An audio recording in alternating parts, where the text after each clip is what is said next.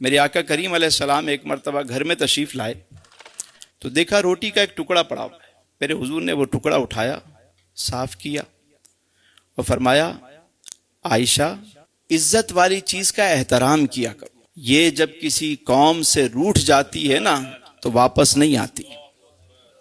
اب آپ دیکھیں کہ ہمارے ہاں کتنی بے قدری ہوتی ہے رزق کی۔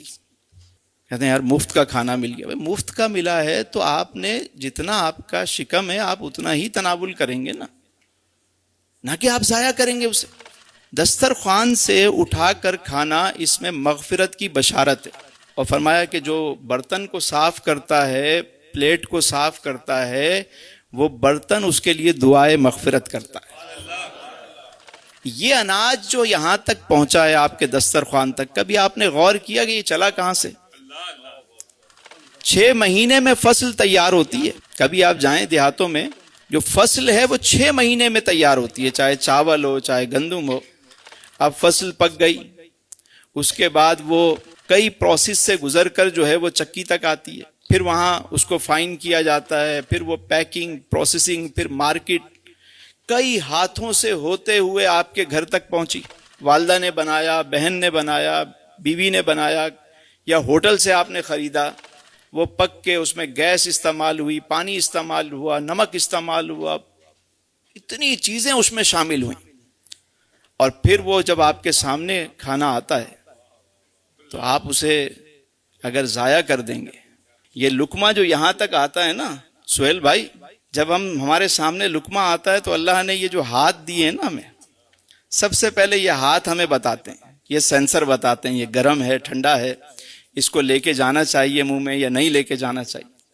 پتہ چلا بھائی نارمل ہے، آپ نے اٹھایا یہاں پہ لے کر آئے، اب یہاں اللہ نے یہ دوسرا سینسر لگایا ہوا ہے، آپ کو فوراً خوشبو آ جائے گی کہ یہ باسی ہے یا تازہ ہے، یہ اندر جانا چاہیے یا نہیں۔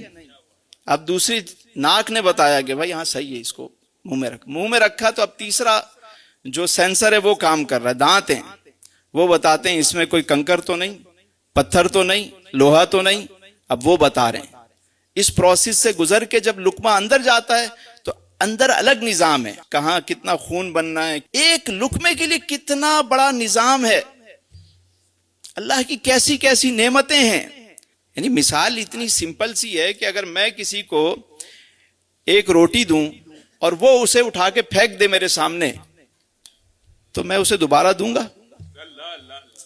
خالق کائنات نے رزق دیا، رزق پہنچا ہمارے سامنے گرما گرم، اور ہم نے اس کو بچا دیا، تو اس کا مطلب ہے ہم نے پھینک دیا اسے، ہم نے پھینک دیا۔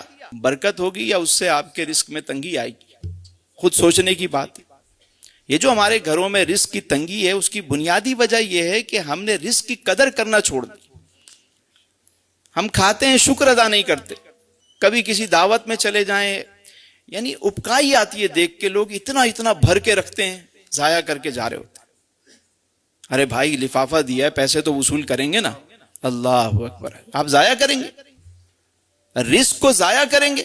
نہیں بھائی، پیسہ دیا ہے، دعوت میں آئے ہیں، ذرا ان کو وصولی کریں گے۔